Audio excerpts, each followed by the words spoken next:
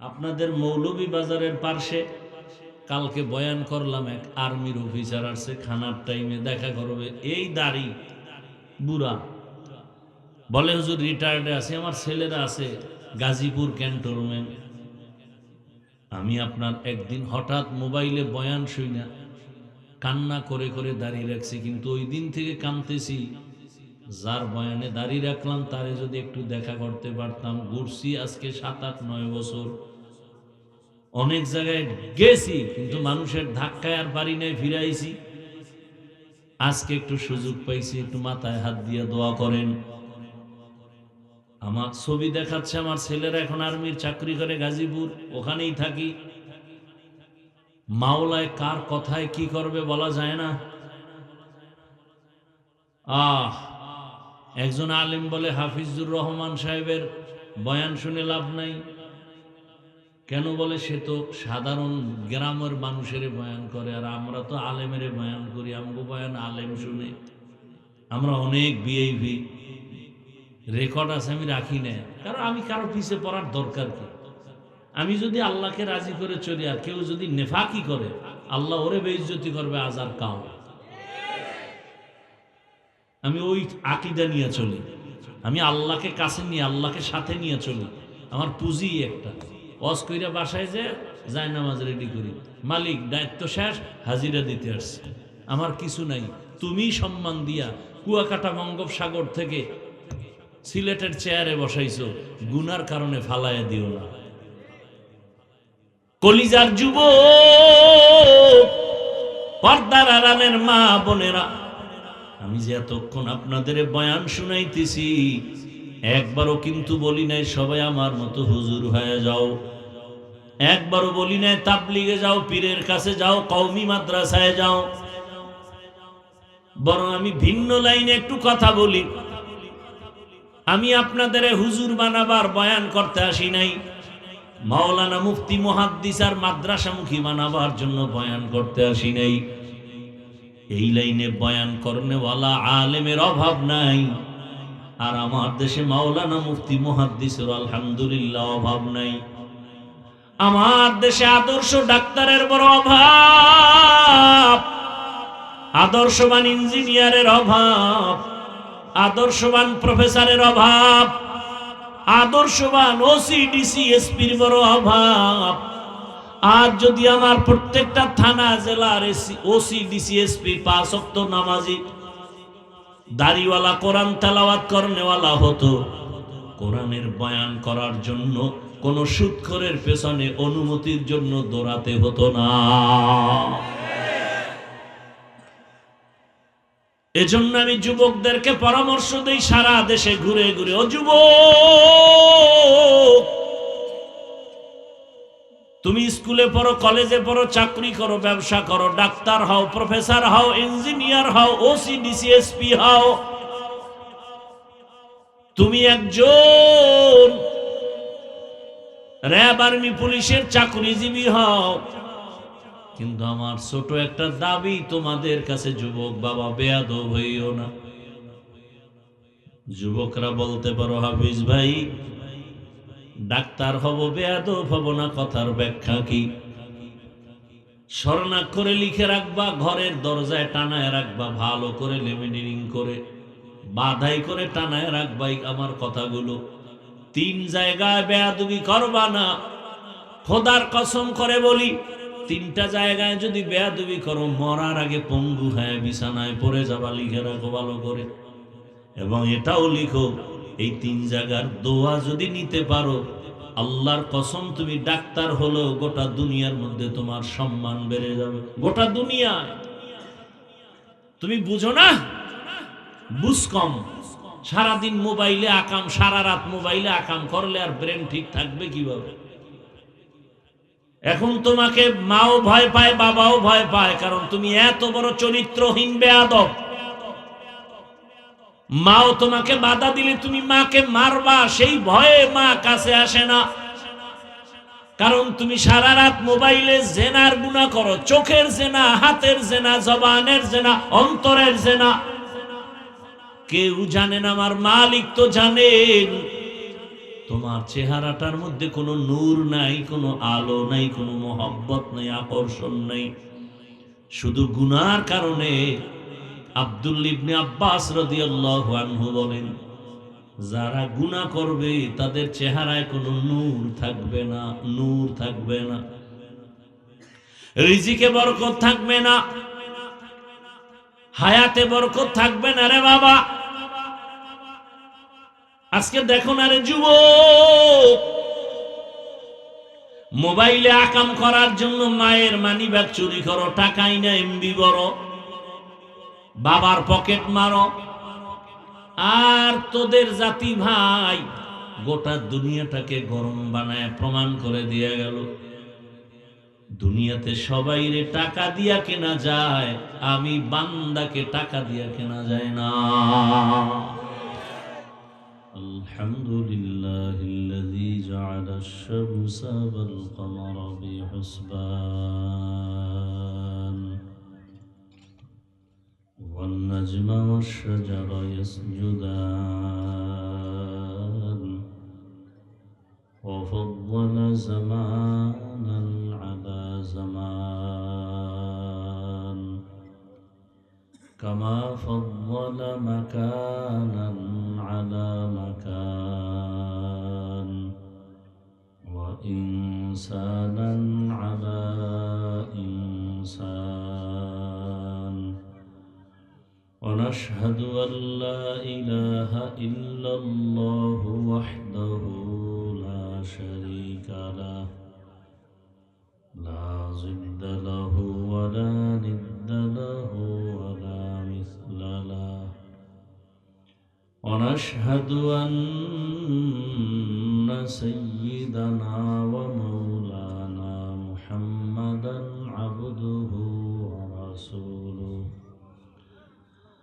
اللهم صل على محمد النبي الأمي وعلى آله وسلم تسليما. وبعد فأعوذ بالله من الشيطان الرجيم.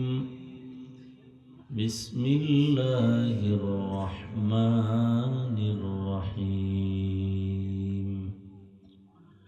يا أيها الذين آمنوا اتقوا الله وكونوا مع الصادقين. وقال النبي صلى الله عليه وآله وسلم: من تشبه بقوم فهو منهم. صدق الله مولانا العظيم، صدق رسوله النبي الأمي الكريم، ونحن على ذلك من الشاهدين والشاكرين والذاكرين، والحمد لله رب العالمين. سبحانك لا علم لنا إلا ما علمتنا إنك أنت العليم الحكيم. رب اشرح لي صدري ويسر لي أمري واحلل عقدة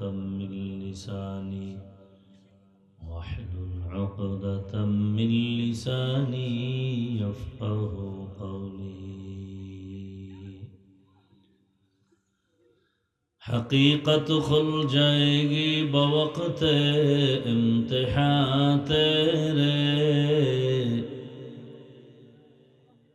کہ سستی میں یا محنت میں گزاری زندگی تو نے، کہ سستی میں یا محنت میں گزاری زندگی تو نے. محمد نے آ کر کفر کو مٹایا،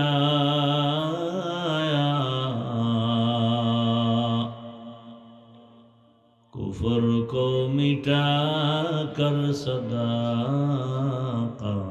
بتایا. कुफ्र को मिटा कर सदाकत बताया।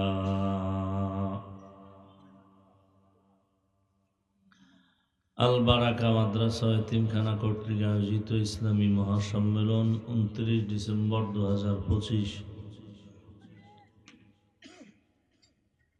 সভাপতি মণ্ডলী, হাজরাত উলামায়ে কেরাম, অত্র অঞ্চলের বিভিন্ন জায়গা থেকে আগত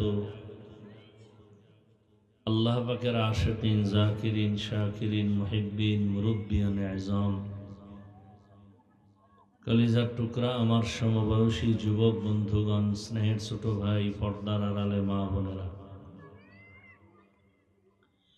আল্লাহ পাকের দরবারে শুকর যে আল্লাহ আমাদেরকে সুস্থ রেখেছেন, আলহামদুলিল্লাহ। জীবনের এক অমূল্য সম্পদ আমাদের সুস্থতা।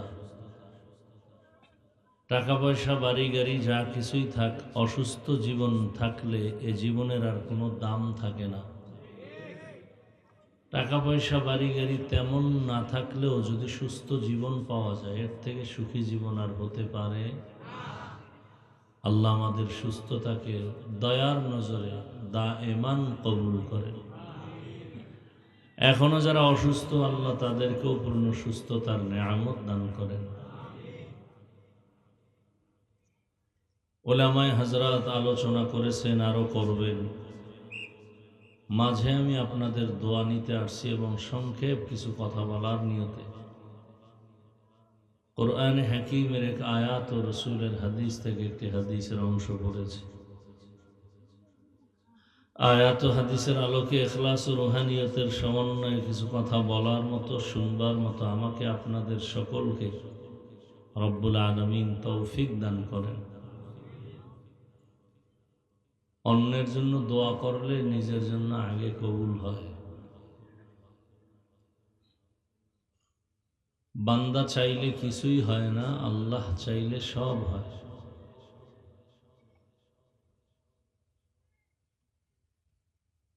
নমরুদ নামের বান্দা চেয়েছিল ইব্রাহিম নামের ব্যক্তিটাকে পৃথিবীতে আসতে দিবে না। আল্লাহ চাইলেন ইব্রাহিম আসবে, নমরুদ খতম হবে। বান্দারটা হয়নি, আল্লাহটা হয়েছে। ফেরাউন নামের বান্দা চাইল মূসা নামের ব্যক্তি দুনিয়াতে আসবে না। আল্লাহ চাইলেন মূসা তো আসবেই, তোর ঘরে থাকবে, তোর টাকায় বড় হবে, এক পর্যায়ে তোকে সাইজ করবে থাপ্পড় দিয়া। বান্দারটা ফেল হয়ে গেল, আল্লাহ যা চাইলেন তাই হলো। আবু জাহাল নামের বান্দা চাইল ওমরের দিয়া রসুলকে খতম করবে। আল্লাহ চাইলেন ওমর হবে ইসলামের একজন ঢাল। 27 বছরের যুবক তরবারি নিয়ে রসুলকে হত্যা করতে গিয়েও কালেমার মালা গলায় পড়ে সেই অবস্থায় ওই তরবারি উল্টা দিকে দৌড়ালো বাতিলের বিরুদ্ধে। বান্দা যা চাইল হলো না, আল্লাহ যা চাইলেন তাই হলো। ব্রিটিশ নামের বান্দারা চেয়েছিল ভারতের মধ্যে কোরআনের কোনো আলো থাকবে না। মাদ্রাসা বন্ধ করলো, আগুন দিয়া জ্বালায় দিল, হাজারো হাজারো আলেমকে ফাঁসি দিল। আল্লাহ চাইলেন ভারতের মধ্যে কোরআনের আলো থাকবে না, মানে পৃথিবীর সব দিন ও ইসলামের আলো সারা দুনিয়াতে জ্বলবে, আর এর পাওয়ার হাউস হবে ভারতে। ব্রিটিশ ব্যর্থ হয়ে গেল, আমার আল্লাহ যা চাইলেন তাই হলো। সারা দুনিয়াতে আজকে যেই লাইনে ইসলামের খেদমত চলে, দাওয়াতের লাইনে, সিয়াসতের লাইনে, মাদ্রাসা দর্স তাদরিসের লাইনে, সব কিছুর মূল পাওয়ার হাউস দেওবন্দ। কোথায়? ভারতের বাইরে। দুনিয়াতে যত বাতিল আছে সমস্ত বাতিলের মোকাবেলা দেওবন্দিরা করতেছে। কথা যে অস্বীকার করবে, পৃথিবীর নিকৃষ্টতম সে মুনাফিক। ময়দানে হুঙ্কার দেওবন্দীদের, কলমের হুঙ্কার দেওবন্দীদের, লেখাপড়ার মাধ্যমে হুঙ্কার দেওবন্দীদের। বর্তমান দুনিয়াতে বাতিলের মোকাবেলায়, শিরক ও বিদআতের মোকাবেলায় দেওবন্দীদের অবদান যে অস্বীকার করবে, পৃথিবীর নিকৃষ্টতম সে মুনাফিক। তাহলে সে ভারত হলো পাওয়ার হাউস। আল্লাহ চাইলে সব হয়, বান্দা চাইলে কিছুই হয় না। কেমন যেন কিছু কিছু বান্দা চাইতেছে এ জমিনে ইসলাম থাকবে না, মুখে মুখে থাকবে কিন্তু কাজের বেলায় থাকবে না। ভিন্ন দিকে সমস্ত ওলামায়ে আহলে হক এক প্ল্যাটফর্মে আসছেন। ওলামায়ে কেরাম, উম্মতে মুসলিমা, যে না আমরা ইসলাম বাস্তবায়নেই দেখতে চাই। কেমন যেন ঘ্রাণ আসতেছে ইসলামের, বাতিল যেন কেমন লেজ গুটায়া যাচ্ছে।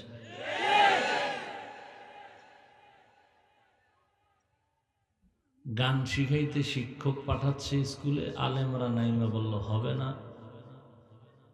সব নাস্তিকদের লেজ গুটায় সব গর্তে ঢুকে গেছে। আমাদের শক্তি নাই দুনিয়া বিলাইনে, কিন্তু এমন শক্তি আল্লাহ আমাদেরকে দিছেন ঈমান ও আমলে। আমরা কাজে লাগাই না। কাজে যদি লাগাইতে পারতাম, যে এক মুমিন ভাই আমার সহযোগী, আমি তার সহযোগী, সব এক হইয়া যদি একসাথ হয়, তাহলে শক্তি আরো বাড়বে। এই চিন্তায় যদি দোয়া করতাম ভোর রাতে আর কানতাম, তাহলে একটা বেয়াদব আলেমদের সামনে চোখ তুলে কথা বলার সাহস পেত না। সমস্যাটা কোথায়? একে অপরের আমরা দোষ খুঁজে খুঁজে, মানুষ জানে না, মানুষকে জানান দেই যে আপনারা জানেননি অমুক হুজুরের কি হালাত। এটা যদি আমার চরিত্র হয়, তাহলে সাধারণ মানুষ আমার থেকে কি শিখবে? যে আলেম যদি আলেমের বিরুদ্ধে বলে, তাও ওপেন সাধারণ মানুষের সামনে, তাহলে আলেমের উপরে আমাদের আর ভক্তি থাকলো কিভাবে? ভেতরে রাগ, ভেতরে অভিমান, ভেতরে এলেম বোঝাই, এটা ঝাড়ার জন্য কি আম পাবলিকের মাঠ নাকি? সাধারণ মানুষের মঞ্চ তো এলেম ঝাড়ার মঞ্চ না। মনের রাগকে মানুষের সামনে, সাধারণ মানুষের সামনে মনের রাগ, অভিমান এটা ব্যক্ত করার জিনিস না।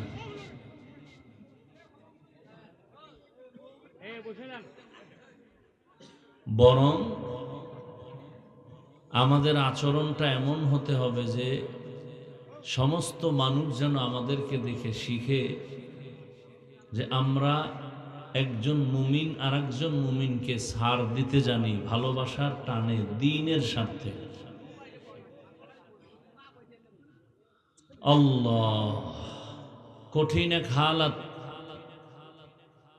বলার ভাষা নাই, বুঝার চিন্তাও নাই।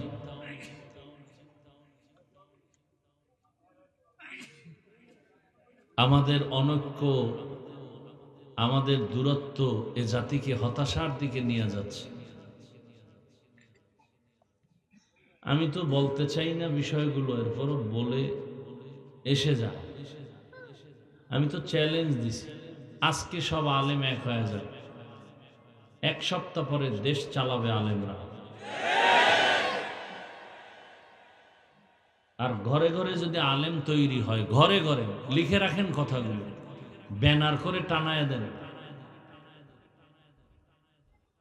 যদি ঘরে ঘরে আলেম তৈরি হয় আর একতাবদ্ধতা না থাকে, 50 বছরে দেশে আর আলেম মাথা উঁচু করতে পারবে না। এগুলো লিখে রাখেন। 50 বছরে দেশে আলেম মাথা উঁচু করতে পারবে না আলেমের কারণে। ঘরে ঘরে আলেম, কিন্তু ভেতরে যদি মিল মোহাব্বত না থাকে, 50 বছরে এদেশে আলেম মাথা উঁচু করতে পারবে না, লিখে রাখেন। আর ঘরে লাগবে না, থানায় থানায় যে আলেম আছে, জেলায় জেলায় যে আলেম আছে, হাতে হাত রাখবে, কাফনের কাপড় মাথায় নিয়ে এক প্ল্যাটফর্মে আসবে যে আমাদের কথা এক, কাজ এক, আওয়াজ এক। গোটা দেশ আলেমদের দিকে ঘুরে যাবে। তবে কঠিন ষড়যন্ত্র, উম্মতের পেছনে বহু টাকা ব্যয় করা হচ্ছে যেন আলেমরা এক হতে না পারে, এতে যারে যেভাবে দিয়ে ঠান্ডা রাখা যায়। কোন আলেমরে কত টাকা দিয়ে কিনতে হবে যাতে করে আলেম আলেমের বিরোধিতা করে, এক না হয়। নাস্তিকদের, বেঈমানদের, বাতিলদের একটা মূল theme divided and rule policy. দলে দলে ভাগ করে দাও। মুসলমান শুধু দুর্বল এই দিকটা থেকে, আমরা এক না, একতাবদ্ধতা নাই। আর এই এক না হওয়ার পেছনে দুইটা দুর্বলতা, হাসাদ আর কিবির। এই দুই জিনিস, হাসাদ আর কিবির। আল্লাহ হেদায়েত দান করুন। তারপরও যতটুকু আপনারা দেখতেছেন এটাও কল্পনার বাইরে, আলহামদুলিল্লাহ। মনে করেন জমিনে চাষাবাদ করে মানুষ, বা আপনারাও বাহিরে দাঁড়ানো, হঠাৎ বৃষ্টি শুরু হয়ে গেছে। প্রচন্ড বেগে যদি বৃষ্টি হয়, আপনারা কি দাঁড়ায় থাকবেন না কোনো একটা জায়গায় আশ্রয় নেবেন? আমার বাংলা বুঝেন তো?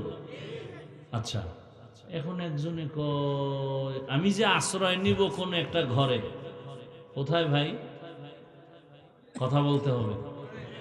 কোন একটা ঘরে আপনি, বৃষ্টি নামতেছে, বৃষ্টির থেকে হেফাজতের জন্য কোন একটা ঘরে আশ্রয় নেবেন। এখন একজনে কয় আমি ঢুকবো এক ঘরে, এতগুলো ঘর কেন?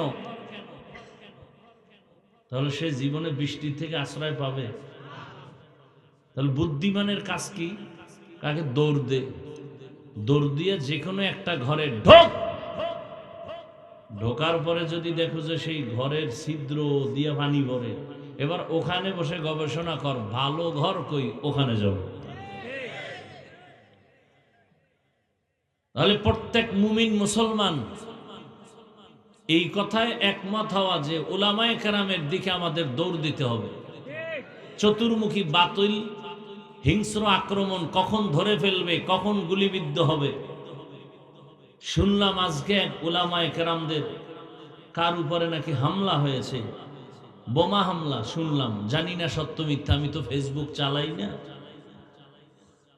তো এভাবে সব উম্মত এক কথা যে আমি আলেমদের দিকে দৌড়াবো। এখন আইসা যদি দেখে আসলে এই আলেম ব্যক্তিটা পিওর না, তখন তুমি ওখানে বসে সিদ্ধান্ত নিতে থাকবে, দেখতে থাকবে কোন আলেম পিওর, সেখানে যাবে। এত দল কেন, এত হুজুর কেন, এই কথা বললে তো বাথরুমে বসে থাকা যাবে না। এ কথা বলে তো পেছনে থাকা যাবে না। তো পরিণাম ফলে সবাই মার খাতে হবে, সবার বিপদ আসবে। আল্লাহ হেদায়েত দান করুন। গীবত, শিকায়াত যতদিন বন্ধ না হবে ততদিন মোহাব্বতের মজবুতি আসবে না। দুষ্ট লোকের মিষ্টি কথা ঘনিয়ে বসে কাছে, কথা দিয়ে কথা নেয়, প্রাণে মারে শেষে। আল্লাহ হেদায়েত দান করুন। আমার ভুল হলে আমাকে একা বললে হয় না, সাধারণ মানুষের কাছে বললে কি হবে? দিন শেষে ইসলামের ক্ষতি হবে, আমার ক্ষতি হবে। বদনামটা ইসলামের উপরে আসবে। কি ভাই? ইমাম সাহেবের ভুল হতে পারে না? পারে না। ধরেন, এই মিয়া মোবাইল বন্ধ করো। মাগরিবের নামাজ ফরজ কত রাকাত আপনাদের জানা থাকলে বলেন তো, বেয়াদবি ক্ষমা চাই। 3 রাকাত। প্রথম 2 রাকাতে সূরা কি আস্তে না জোরে? শুধু জোরে। মাইক লাগায় নিছে, সাউন্ড বক্স, মসজিদে বক্স আছে না, ইমাম সাহেব বক্স লাগায়া তেলাওয়াত শুরু করছেন। মসজিদের পাশে চায়ের দোকান আছে না নাই? ওখানে বসে কিছু ভিআইপি বেনামাজি ডান হাতে বিড়ি টানে, বাম হাতে চা টানে, পাশে নামাজ হচ্ছে, সাউন্ড বক্সে তেলাওয়াত হচ্ছে, এরা নামাজ পড়ে না। কেউ ভাই নামাজ পড়েন না, আব্বাও পড়ে না, আমরাও পড়ি না, কিন্তু আমাকে ইমান ঠিক, দিল তাজা।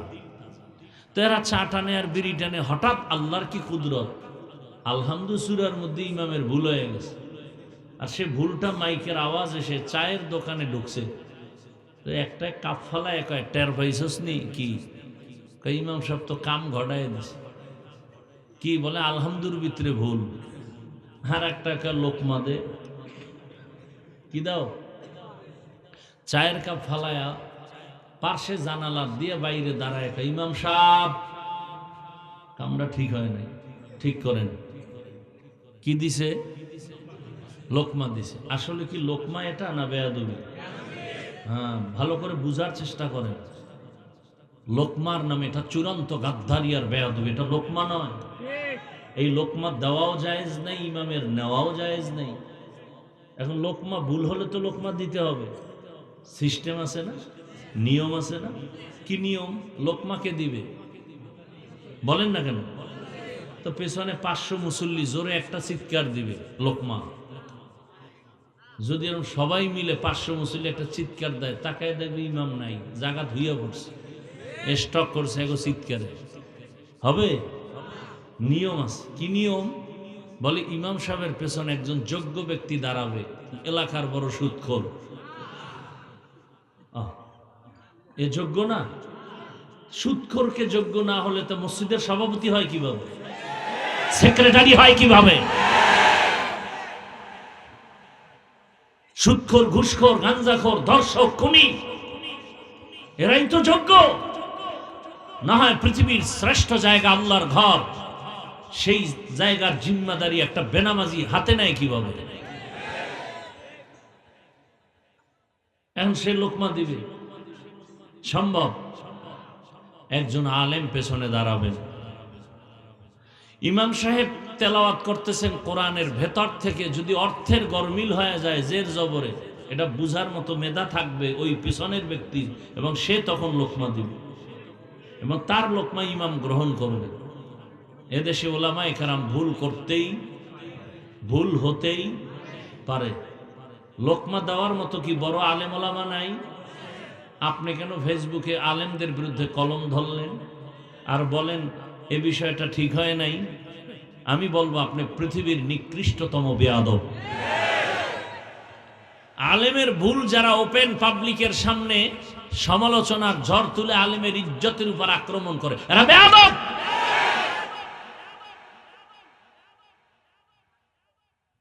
আলেম ভুল হলে লোকমা দিবে।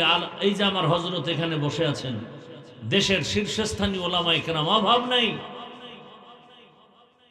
যাদের ছাত্র যোগ্য আমি হাফিজুর রহমান না, আমার বিষয় কোনো কিছু দেখলেই লোকমা দিবেন। বাবা এদিকে আস, তোমার এই এই এই এই সমস্যা শরীয়তের দৃষ্টিকোণ থেকে এটা এভাবে করতে হবে, এভাবে করলে ভালো হবে,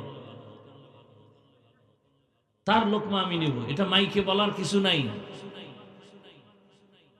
মাইকে যদি কেউ আলেমদের দিকে ইঙ্গিত করে কিছু বলে, এর দ্বারা দিন শেষে ইসলামের উপরে আক্রমণ আসে, বদনাম আসে। এতটুকু কন্ট্রোল যে আলেম করতে পারে না, সে মাইকের সামনে আসা উচিত না। আল্লাহ আমাকেও হেদায়াত দান করুন, আল্লাহ আপনাদেরকেও হেদায়াত দান করুন। বাংলাদেশে একে অপরের বিরোধিতা করে জাতির থেকে কেউ আলাদা করতে পারে না। বহস হয় বাংলাদেশে, বহস, বেদাতির সাথে বহস, আহলে হাদিসের বহস। এই বহসের দ্বারা আজও পর্যন্ত বাতেল সে আরো গরম, হকপন্থী সে আরো গরম। বাতেল হে বলে আমি জীবনে আমারে কেউ ঠগাইতেই পারেনি, পরাজিত করতে পারেনি। এই জন্য এই প্ল্যাটফর্ম বাদ দিয়া সুন্দর আচরণ দিয়া মানুষকে যেভাবে কাছে আনা যায়, গরম কথা দিয়ে কাছে আনা যায় না। এজন্যই তো আল্লাহ রসুলকে আল্লাহ বলছেন, লাউ কুনতা ফাজ্জান গালিযাল কলবি লানফাজ্জু মিন হাওলিক।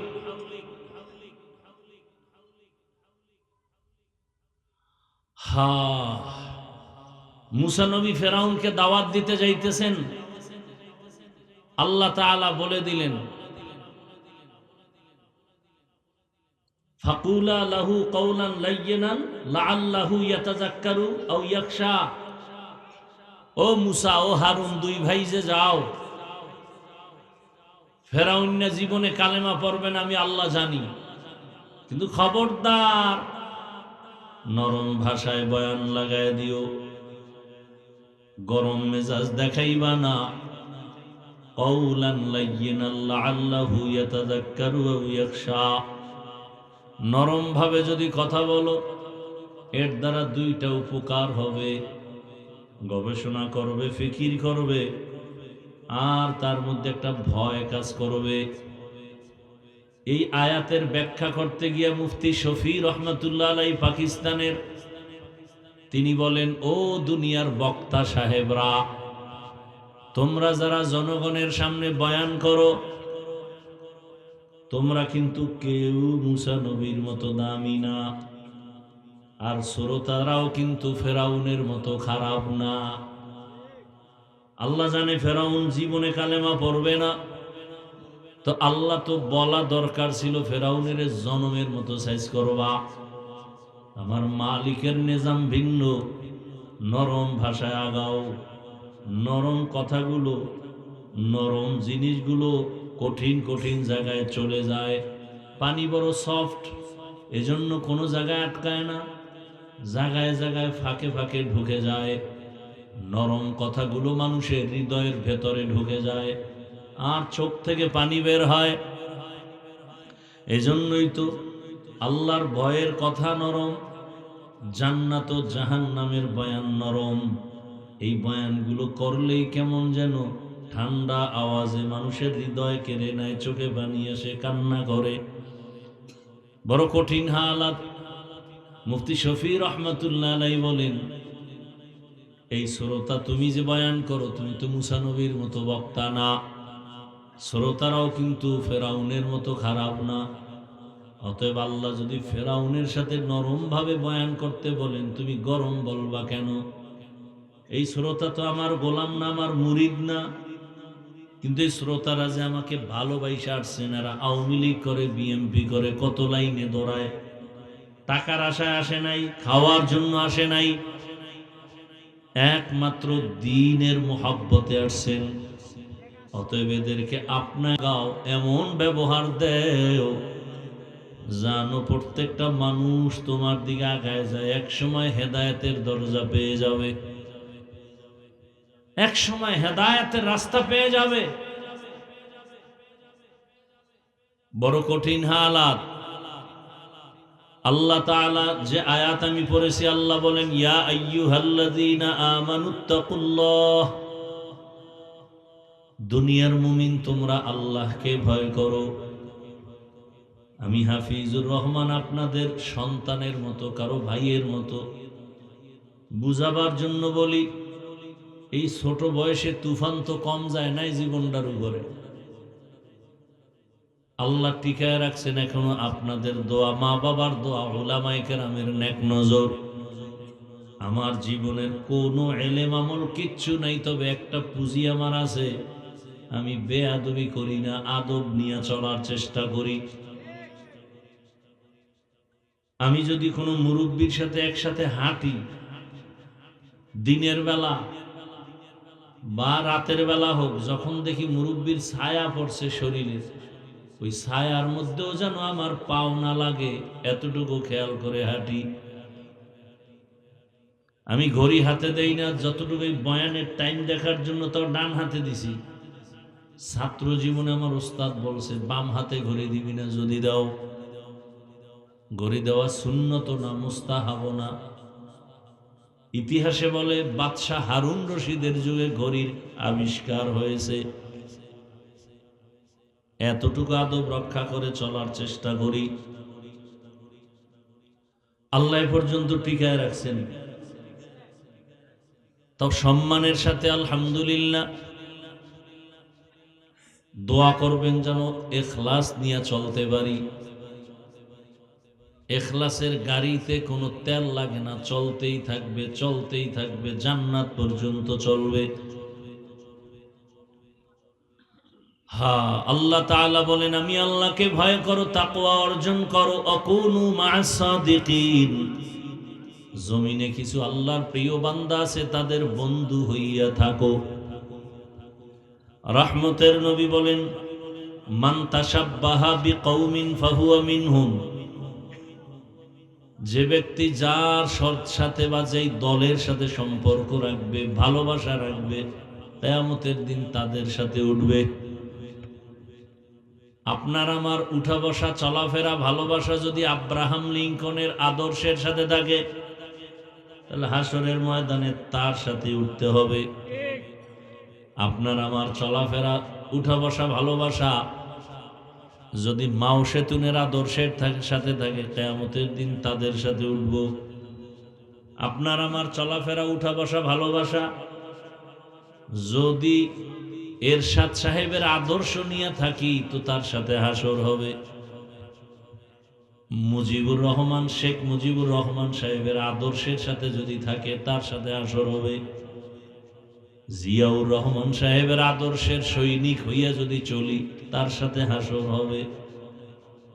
আর যদি বলেন আমি রসুলের সৈনিক, আমি কোরআনের সৈনিক, আমি মুসলমান, তাহলে গ্যারান্টি যদিও দেওয়া যাবে না, তবে আশা করা যায় ইসলামের ধারক বাহক নবী রসুল ওলামাদের সাথে হাসর হবে।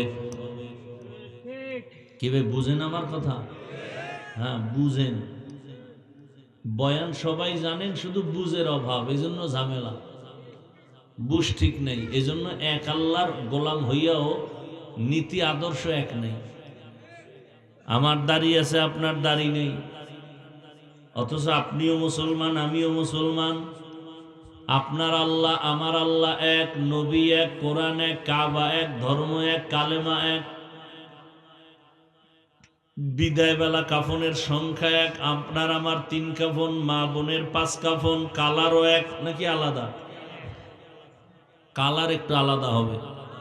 আমাদের হুজুরদের কাফনের কালার একরকম, আপনাদেরটা আর এক রকম। দেখেননি বাংলাদেশে কালার নিয়েও ঝগড়া, কে সাদা টুপি, কে কালো টুপি, কে সবুজ টুপি, যত ঝামেলা সব এই সোনার বাংলায়। কার যে বদ নজর লাগছে এটাই বুঝি না। মক্কা মদিনায় ঘুরে আসলাম, সারা দুনিয়ার সব লাইনের মানুষ সেখানে হাজী সাহেব হজ করতে আসছে। কেউ দেখলাম বাইতুল্লাহর দিকে পাও দুইটা সোজা করে নাক টানে আর ঘুমায়। একামত যখন হইছে আর অজু লাগে না, দিল ঠিক সব ঠিক, নামাজে দাঁড়ায় গেছে। আবার দেখলাম কেউ হাত দুইটা পেছনে এভাবে ভর করে, পাও দুইটা সোজা করে, মাঝখানে মাটিতে কোরআন ফালাইয়া এরপরে পড়তেছে। আবার দেখলাম কেউ বুকের উপরে হাত বাঁধে, কেউ নাভির নিচে, কেউ সাইরে দিয়ে খাড়ায় দিছে। আবার রসুলের রওজায় ঢুইকা দেখলাম একদল আল্লাহর বান্দা সেজদা দেওয়ার সময় একটা কি যেন পকেট থেকে একটা টুকরো বের করে কপালের নিচে দেয়। আমার প্রবাসী বাঙালি ওগো জিজ্ঞেস করলাম, কি রে এরা কি করে? বলে এরাদের আকীদা হলো দুনিয়া ইবলিস নাপাক করছে সেজদা দিয়া, এই জন্য ওরা জমিনে কপাল দেয় না, একটা ছোট পাতলা কাঠের অংশ পকেটে রাখে, ওটার উপরে সেজদা দেয়। এই যে এত বেলাইনের লাইনের মানুষ, শুনছেন কোন বছর কিলাকিলি কইরা 2-4টা মরে গেছে? গজব আমগো দেশে কেন? নাভির নিচে হাত বাঁধে কেন? বুকওয়ালাদের মাথা গরম। বুকে হাত বাঁধে কেন? নাভিওয়ালাদের মাথা গরম। আমি সাদা টুপি ফাঁস করলি পরি কেন? গোল টুপিওয়ালার মাথা গরম। আর যেটি টুপি পরে না, এটি নিয়ে কোনো পেরেশানি নেই। মরাটারে মারো কেন? কয় লড়ে কেন? কয় ভাই আপনার দাওয়াত, আলহামদুলিল্লাহ। কয় আপনার বাড়ি? কয় নওজুবিল্লাহ। বড় কঠিন হালাত।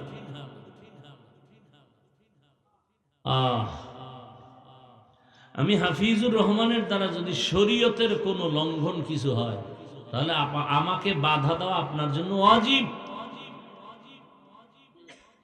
আর যদি দেখেন হাফিজের দ্বারা শরীয়ত লঙ্ঘন হয় না, তাহলে আমার বিরুদ্ধে আপনি পাবলিকের কাছে ডাইরেক্ট আর ইশারায় কিছু বলেন, কবিরা গুনাহ করবেন, আপনি কবিরা গুনাহ, কোনো সন্দেহ নাই।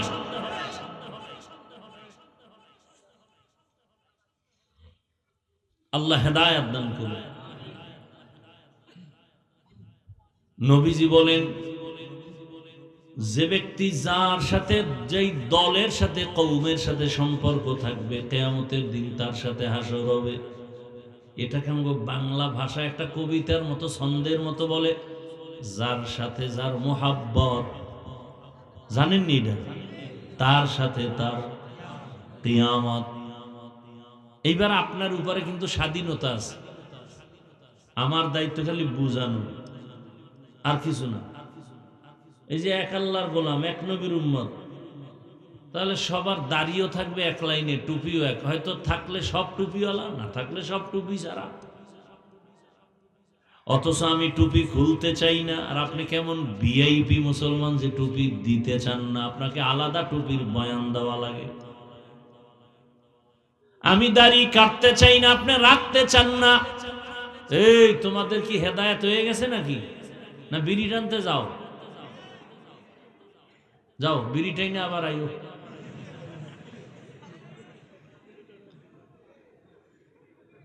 হায় না, এরকম কিছু তাজা মুমিন আছে না, অজের আগেও বিড়ি, মোনাজাতের পরেও বিড়ি। কি ও অস শুই না, মোনাজাত দিয়া কি চাইলি? যে বিড়ি চাইছি, কবুল হয়ে গেছে। আল্লাহ হেদায়েত দান করে। এখন আপনার স্বাধীনতা, আমার বুঝ টুপি দিলে সম্মান, আপনাদের বুঝ টুপি দিলে মাথা গরম।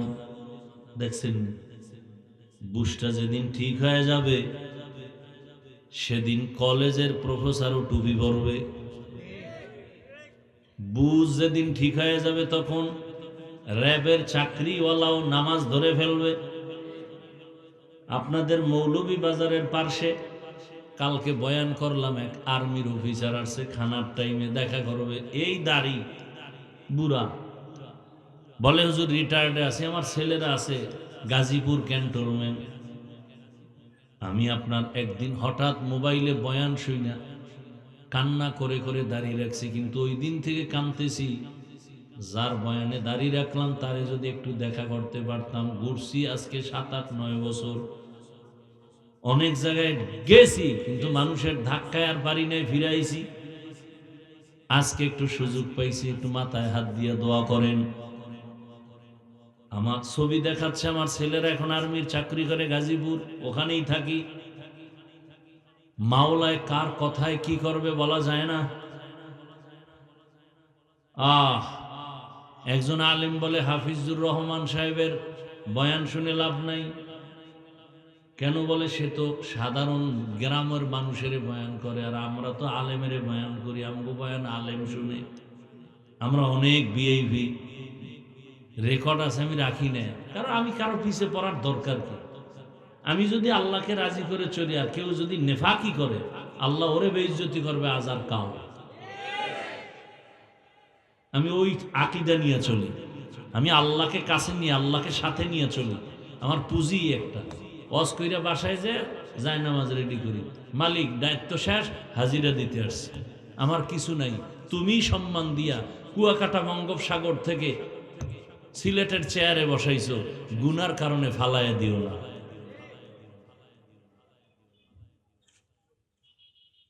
আফসোস, কি পরিমাণ অহংকার অন্তরে থাকলে এই কথাগুলো অন্তরে আসে।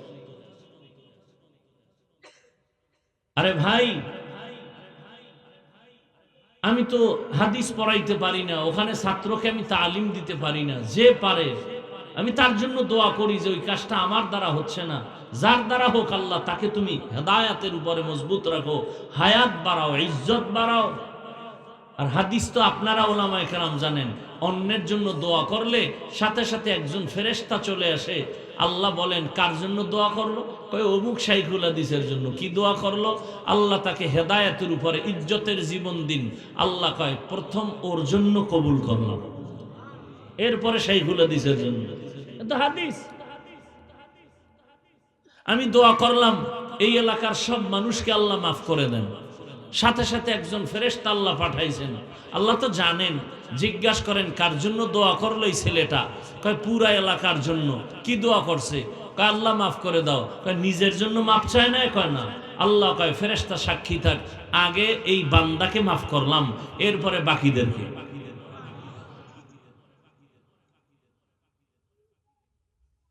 আমার দ্বারা কারো উপকার না হলেও যেন ক্ষতি না হয়, এটাই তো তাকওয়া। আমি কারো প্রশংসা করতে যদি নাও পারি, অন্তত আমার দ্বারা যেন কোন বদনাম না হয়, এটাই তো তাকওয়া। আমার দ্বারা কারো উপকার না হলেও যেন ক্ষতি না হয়। খায়রুন নাস মান ইয়ানফাউন নাস। ভালো মানুষ তো ওই ব্যক্তি যার দ্বারা অন্যের কোনো ক্ষতি হয় না, ইশারায় হোক, চোখের দ্বারা হোক, হাতের দ্বারা হোক। খায়রুন নাস মান ইয়ানফাউন নাস। ইলম তো দামি এক সম্পদ। রহমতের নবী তো রহমতের নবী, সেই রাসূল যদি দোয়া করেন আল্লাহুম্মা ইন্না নাসআলুকা ইলমান নাফিআ ওয়া নাউযু বিকা মিন ইলমিন লা ইয়ানফা। ওই ইলম তুমি দাও যে ইলমের দ্বারা আমার ফায়দা হবে, উম্মতের উপকার হবে। যেই ইলম আমার উপকার হবে না, অন্যেরও হবে না, ইলম চাই না। আমার ইলম যদি আমাকে অহংকার মুক্ত করতে না পারে, আমি বলি ইলম ইলমে নাফে না। আমার ইলম যদি আমাকে বিনয়ী বানাতে না পারে, আমি মনে করি ওই ইলম আমার জন্য নাফে না। আমার ইলম যদি আমাকে গীবত থেকে বাঁচাতে না পারে, আমি মনে করি আমার ওই ইলমটা ইলমে নাফে না। ইলমে রা'i জাজু করদন বেহিসাব, খলকে রাদাদন জওয়াবে বা সওয়াব হক না দারত, দোস্তে খলকা জারেরা নিস্তে ই খসলত একে দিন দারেরা। ওলামায়ে কেরামের যে লাইনের হোক, অন্তত যারা আলেম না তারা কোনোদিন আলেমের বিপক্ষে একটা সাউন্ড দিবেন না, আঙ্গুল ব্যবহার করবেন না। আমার আল্লাহ নাই, কথা বলেন না কেন? একটু দুর্বল হয়ে গেছে। আল্লাহ কি বান্দার বিচার করবেন না? তা আপনার এত অ্যালার্জি কেন আপনার মধ্যে? যদি দেখেন আলেম ভুল করতেই আছে, কেউ কিছু বলে না, আল্লাহ তো দেখতেছেন। সীমা লঙ্ঘন হলেই মরার আগে বিচার শুরু হয়ে যায়। এত রাসূলের স্পষ্ট ঘোষণা। ইসনাইনি ওয়াজ্জিলুহুমাল্লাহু ফিদ দুনিয়া। দুইটা গুনাহ আছে যার শাস্তি দুনিয়ায় মরার আগে হবে। আল বাগিয়ু ওয়া হুকুকুল ওয়ালিদাইন।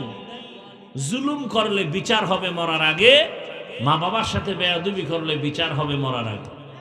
জুলুম তিন প্রকার: আল্লাহর সাথে জুলুম, নিজের সাথে জুলুম, অন্য মাখলুকের সাথে জুলুম। আল্লাহর সাথে জুলুমের নাম শিরক। ইন্না শিরকা লা যুলমুন আযীম। এরপরে আমার নিজের সাথে জুলুম, এগুলি বিস্তারিত বলা যাবে না, সময় নাই। অন্যের সাথে জুলুম, যেমন হাদিসে ঘটনা আছে, আপনারা উলামায়ে কেরাম জানেন। নবীজি বয়ান করতেছেন, একজন আল্লাহর বান্দি, বড় আমলওয়ালা, আবেদা, জাহেদা, জাকেরা, শাকেরা, জীবনের শেষ হালাত, হঠাৎ একদিন ঘরের মধ্যে একটা বিড়াল প্রবেশ করলো। ওই আল্লাহর বান্দি বিড়ালটাকে আটকায় ফেলছে খাঁচায়, নিজেও খানা দেয় না, অন্যে খানা খাবে অন্য ঘরে গিয়া সেই সুযোগও দেয় নাই। ওই বিড়াল না খেয়ে কষ্ট পেয়ে পেয়ে মরে গেছে।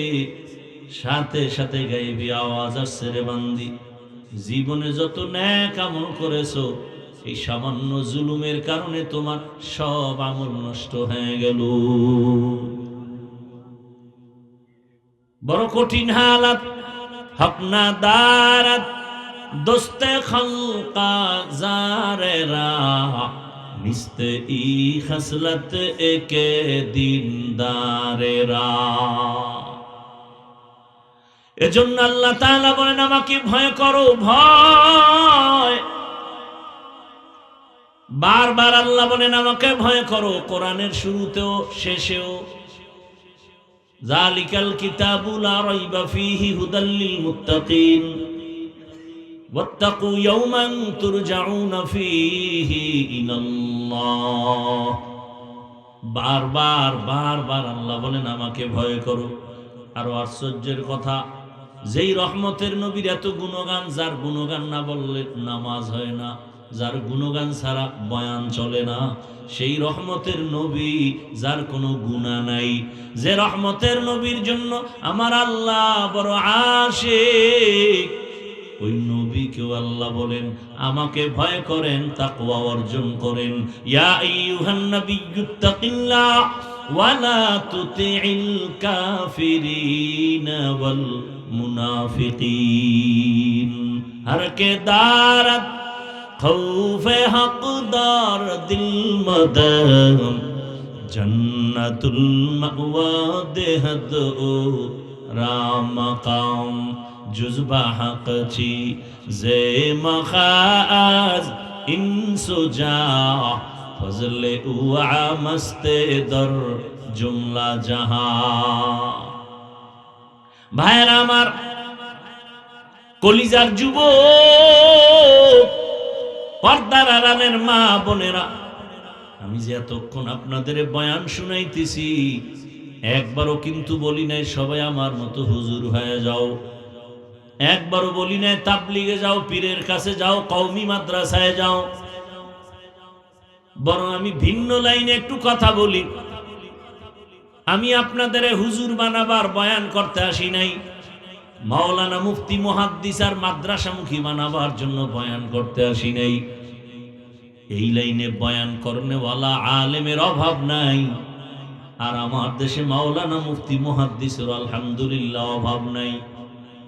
আমার দেশে আদর্শ ডাক্তারের বড় অভাব, আদর্শবান ইঞ্জিনিয়ারের অভাব, আদর্শবান প্রফেসরের অভাব, আদর্শবান ওসি ডিসি এসপির বড় অভাব। আর যদি আমার প্রত্যেকটা থানা জেলার ওসি ডিসি এসপি 5 ওয়াক্ত নামাজি, দাড়িওয়ালা, কোরআন তেলাওয়াত করনেওয়ালা হতো, কোরআনের বয়ান করার জন্য কোন সুদখোরের পেছনে অনুমতির জন্য দৌড়াতে হতো না। এজন্য আমি যুবকদেরকে পরামর্শ দেই, সারা দেশে ঘুরে ঘুরে, ও যুবক, তুমি স্কুলে পড়ো, কলেজে পড়ো, চাকরি করো, ব্যবসা করো, ডাক্তার হও, প্রফেসর হও, ইঞ্জিনিয়ার হও, ওসি ডিসি এসপি হও, তুমি একজন র্যাব আর্মি পুলিশের চাকরিজীবী হও, কিন্তু আমার ছোট একটা দাবি তোমাদের কাছে, যুবক বাবা, বেয়াদব হইও না। যুবকরা বলতে পারো, হাফিজ ভাই ডাক্তার হব, বেয়াদব হব না, কথার ব্যাখ্যা কি? স্বর্ণাক্ষরে লিখে রাখবা, ঘরের দরজায় টানায় রাখবা, ভালো করে লেমিনেটিং করে বাধাই করে টানায় রাখবা আমার কথাগুলো। 3 জায়গায় বেয়াদবি করবা না, খোদার কসম করে বলি, 3টা জায়গায় যদি বেয়াদবি করো, মরার আগে পঙ্গু হয়ে বিছানায় পড়ে যাবা। লিখে রাখো ভালো করে, এবং এটাও লিখো, এই 3 জায়গার দোয়া যদি নিতে পারো, আল্লাহর কসম তুমি ডাক্তার হলো, গোটা দুনিয়ার মধ্যে তোমার সম্মান বেড়ে যাবে। গোটা দুনিয়ায়। তুমি বুঝো না, বুঝ কম। সারাদিন মোবাইলে আকাম, সারা রাত মোবাইলে আকাম করলে আর ব্রেন ঠিক থাকবে কিভাবে? এখন তোমাকে মাও ভয় পায়, বাবাও ভয় পায়, কারণ তুমি এত বড় চরিত্রহীন বেয়াদব। মাও তোমাকে বাধা দিলে তুমি মাকে মারবা, সেই ভয়ে মা কাছে আসে না। কারণ তুমি সারা রাত মোবাইলে জেনার গুনাহ করো, চোখের জেনা, হাতের জেনা, জবানের জেনা, অন্তরের জেনা। কেউ জানেন, আমার মালিক তো জানেন। তোমার চেহারাটার মধ্যে কোনো নূর নাই, কোনো আলো নাই, কোনো মোহব্বত নাই, আকর্ষণ নাই, শুধু গুনার কারণে। আব্দুল্লাহ ইবনে আব্বাস রাদিয়াল্লাহু আনহু বলেন, যারা গুনাহ করবে তাদের চেহারায় কোনো নূর থাকবে না, নূর থাকবে না, রিজিকে বরকত থাকবে না, হায়াতে বরকত থাকবে না। রে বাবা,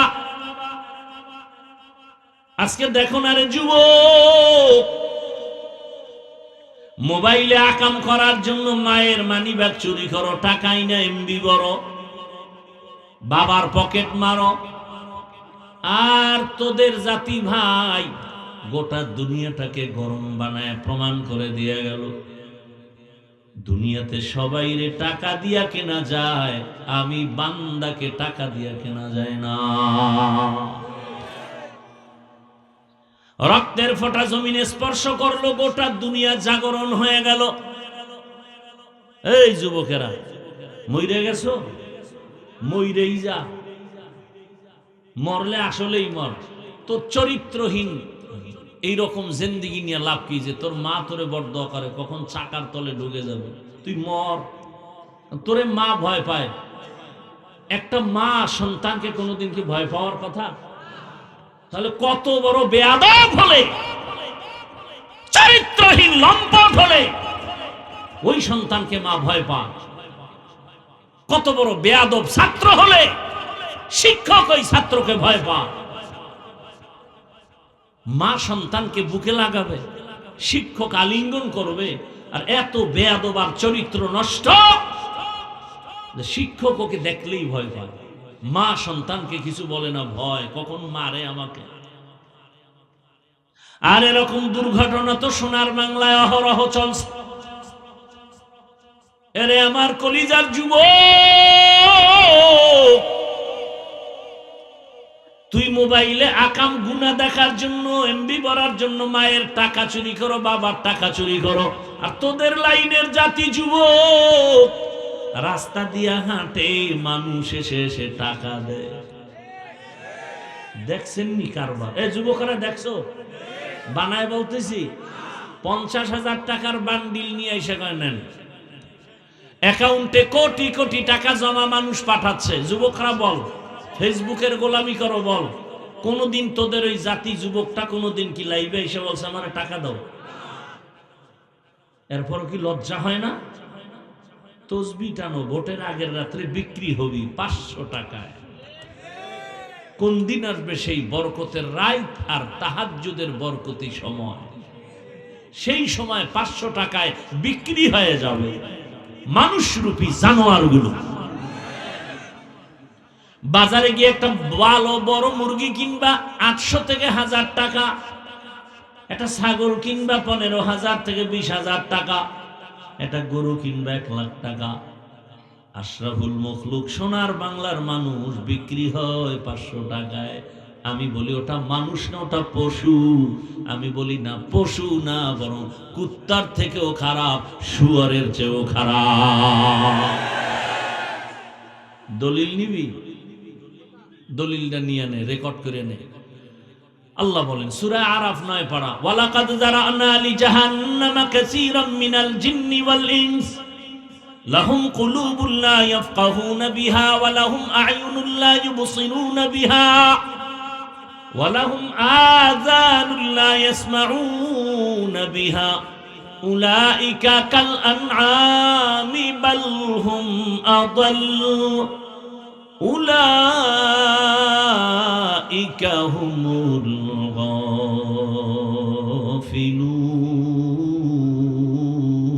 গাফিলুন। আল্লাহ বলেন অধিকাংশ মানুষ জাহান্নামে যাবে। আমি আল্লাহ এদের হৃদয় দিছি, কলব দিছি, ভাববে, গবেষণা করবে, করে না। এত বিশাল আসমানটা খুঁটি ছাড়া কে টানায় রাখছেন এটা ভাববে, আর মালিকের মহব্বতের বন্ধনে আগায় যাবে। আর অন্তর তার এমন হবে যে দুনিয়া একদিক যাবে, কল্লা যাবে, জীবন যাবে, কোনদিন বাতিলের সামনে মাথা নত করবে না। ওই মালিকের মোহাব্বত অন্তরে জমা করবে। ছোট একটা প্যান্ডেল টানায় রাখতে কত খুঁটি লাগলো, আর এত বিশাল 7টা আসমান এমন ভাবে আল্লাহ টানায় রাখছেন, নিচের থেকে খুঁটিও নাই, উপর থেকে কোনো রশির টানাও নাই, নড়াচড়াও করে না। যেদিন আসমান নাড়াচাড়া শুরু হয়ে যাবে, ওই দিন কিয়ামত শুরু হয়ে যাবে। এরে আমার যুবক বাবারা, ডাক্তার জাকির নায়েকের কে না চিনে, কে না জানে? হোমিওপ্যাথিক ডাক্তার, অথচ সারা দুনিয়া তার পাগল। টাকার কারণে না, ক্ষমতার কারণে না, সুন্দর চরিত্র আর নৈতিক আদর্শের কারণে। কবি নজরুলের গুণগান গাও, তোমার হালাত কি? সারা রাত যদি কবি নজরুল গুনাহ করত, জীবনে সম্মানের স্থানে নাম আসতো না। যুবকেরা সবক নিয়ে নতুন করে দাঁড়ায় যাও, হুঙ্কার দাও, হাতে হাত রেখে স্লোগান দাও যে আমরা যুবক, লেখাপড়ার লাইনে আগায় যাইতেছি, চরিত্র সুন্দর নিয়ে দাঁড়াও। আর বলো, জীবন দিব, কল্লা দিব, সব দিব, কিন্তু কোন বেঈমান আর নাস্তিকের সামনে মাথা নত করব না। দেখবা গোটা দুনিয়া তোমার পেছনে সে কদম চুমতে থাকবে। তুমি টাকা পিছে ঘুরো কেন? টাকা তোমার পিছে ঘুরবে। আর কি, আর 5টা বছর ঠিক মতো লেখাপড়া করে আগাও। তবে সুন্দর চরিত্র লাগবে, আদর্শ ঠিক লাগবে, আর 3 জায়গার দোয়া লাগবে। এই কথাগুলো কপাল পুড়ে যাবে। কয় জায়গার দোয়া? 1 নম্বরে মা বাবা। মা বাবার দোয়া থাকলে তুমি হিরো, দোয়া না থাকলে তুমি মরার আগে জিরো। তাড়াতাড়ি মরবা না, গজবে পইরা মরবা। দ্বিতীয় জায়গা হলো শিক্ষক। আমার মা বাবা কান্না করে দোয়া করে আমাকে চেয়ারে বসাইছেন, কিন্তু আমার মা বাবা আমাকে বয়ান শিখান নাই। আমারে হাতে ধরে ধরে কোরআন হাদিসের বয়ান শিখাইছেন আমার শিক্ষক। ওই শিক্ষকের সাথে বেয়াদবি করলে জীবন শেষ। আর দোয়া নিয়ে যদি আগাইতে পারো, তোমার জীবনটা ধন্য হয়ে যাবে। 3 নাম্বার জায়গা উলামায়ে কেরাম, মুরব্বি। এদের দোয়া নিয়ে সামনে আগাইও। যদি আলেমরা নিঃশ্বাস ফেলে, দেখো না দেশে এত ঝামেলা কেন? আলেমদের সাথে বেয়াদবির ফলাফল, আর কিচ্ছু না। অনুরোধ করে বলছি যুবক, এই 3 জায়গার দোয়া নিয়ে ডাক্তার হও, জীবন সফল। ইঞ্জিনিয়ার হও, প্রফেসর হও, ওসি ডিসি এসপি হও, চেয়ারম্যান মেম্বার এমপি হও, জীবন ধন্য হয়ে যাবে। জীবনে তো গুনাহ কম করো না, এখনো কি তওবা করবা না? আল্লাহ পাকের ভয় অন্তরে নিয়া, আল্লাহর প্রিয় বান্দা আহদুল্লাহ যারা, এদের বন্ধু হয়ে জীবনটা কাটাও, ধন্য হবে তোমার জীবন। বাংলাদেশে আওয়ামী লীগ নাই নাই বলে কি নাই? এমনও লোক আছে তারা দিব্যি আরামে সম্মানের চেয়ারে আছে, কারণ তারা আলেমকে ভালোবাসে, মাদ্রাসায় টাকা দেয়, মসজিদে টাকা দেয়, কারো উপরে কোনোদিন জুলুম করে না। নাই এরকম লোক? বিএমপির মধ্যে বহু আল্লাহর বান্দা আছে, মাদ্রাসা মসজিদে টাকা দান করে, 5 ওয়াক্ত নামাজ পড়ে, দাড়িওয়ালা ব্যবসা করে, কারো উপরে কোনো জুলুম করে না, কারো ক্ষতি করে না। এদেশে যত ভেজাল আসবে, বিপদ আসবে, তারা বিপদে পড়বে না। আলেমরা যেই সম্মানে থাকবে, তারাও সেই সম্মানের রাস্তায় চলবে। এটা আমার আল্লাহর ওয়াদা। আল্লাহ কয় আমি কোরআন হেফাজত করব, তার মানে কি কাগজের কোরআন? এ কোরআন ওয়ালাকে হেফাজত করবেন, আর এই কোরআন ওয়ালাকে যে তৈরি করছে তাদেরকে আল্লাহ হেফাজত করবেন। শুধু মাদ্রাসা হেফাজত হবে না, মাদ্রাসা একটা টাকা যারা দান করে, আল্লাহ তাদেরকেও সেই রহমতের চাদরে আবৃত করে নেবেন। আলেম যে জান্নাতে যাবে, আলেমকে যারা সহযোগিতা করেছে, সেও সে জান্নাতে যাবে। ও পর্দার আড়ালের আম্মা জানেরা, বোনেরা, এত বয়ান আপনাদের সন্তানদেরই শুনাইলাম। এগুলো বাস্তবায়ন হতে হলে আপনার অবদান আর দোয়া লাগবে। কারণ গাছ ভালো হলে ফল ভালো হবে, মা বাবার আদর্শ ভালো হলে সন্তানের আদর্শ ভালো হবে। এরে আম্মা জানেরা, আপনার মতো কত মা এই এলাকায় আছে, পর্দা করে, নামাজ পড়ে, স্বামীর মাল হেফাজত করে, মোবাইলে সময় নষ্ট করে না। ভিন্ন মা বোনদের বলি, আপনারা কেন মার্কেটে মার্কেটে ঘুরে ঘুরে গুনার বোঝা ভারী করতেছেন রে মা? আপনারা তো কেউ নবী না, তবে আপনারাই তো নবীদের মায়ের মতোই মা, আপনারাই তো হাফেজে কোরআনের মায়ের মতো মা। ও আমার কলিজার যুবক বাবারা, তোমার মতো যুবক স্কুলে পড়ে, কলেজে পড়ে, 5 ওয়াক্ত নামাজি কি নাই? তোমার কপাল ওই 3 জায়গার কোন এক জায়গার বদদোয়া লাগছে, না হয় তুমি পারো না কেন? তোমার মতো যুবক জেনারেল লাইনে পড়িয়া র্যাব, আর্মি, পুলিশ, বিডিআর এর চাকরি করে, নামাজি, তুমি পারো না কেন? ঢাকা কলেজে ছেলেরা ক্লাস করে, মাথায় পাগড়ি, বড় দাড়ি, বড় জামা, তুমি পারো না কেন? তোমার কপালে কার জানি বদদোয়া লেগেই গেল নাকি? এখনো আমি পায়ে হাত রেখে বলবো, তওবা করে নাও, মোবাইলটাকে হাত থেকে ছেড়ে দাও 10 বছরের জন্য। এরপরে তুমি আলেমদের সোহবত নিয়ে, মা বাবার দোয়া নিয়ে, শিক্ষকের দোয়া নিয়ে লেখাপড়া করে দাঁড়াও। গোটা দুনিয়ার মানুষ তোমাকে মাথায় নিয়ে সম্মান করবে। চরিত্র সুন্দর রাখো, দাঁড়িয়ে যাও আবার নতুন করে। গোটা দুনিয়াটাই তো তুমি নেতৃত্ব দিবা, তোমরাই তো জাতির ভবিষ্যৎ, তোমরাই গোটা দুনিয়াটাকে কন্ট্রোল করবা। তবে আদর্শ নিয়ে আগাও, এখনো সময় আছে, মা বাবার দোয়া নাও, বেয়াদবি হয়ে থাকলে গোপনে ক্ষমা নাও, আর আমার মালিকের কাছে তওবা করো, আর বলো, হে আল্লাহ, আর দাড়ি কাটবো না, নামাজ ছাড়বো না, বেপরদায় চলবো না, আর মোবাইলে গুনাহ করবো না, মা বাবার সাথে বেয়াদবি করবো না, শিক্ষকের দোয়া নিয়া, উলামায়ে কেরামের দোয়া নিয়া, নবীজির সুন্নত অনুযায়ী জীবনটা চালাবো। তওবা করার মতো যদি কারো অন্তর তৈরি হয়, মুনাফিকি যদি অন্তরে না থাকে, খাঁটি তওবাওয়ালাদেরকে বলবো, দুটো হাত আমার আল্লাহকে দেখায় দাও। আয় আল্লাহ, হাতগুলো কবুল করে নেন, তওবা কবুল করে নেন, তওবার উপরে মজবুত হইয়া চলার তৌফিক দান করেন, আমিন।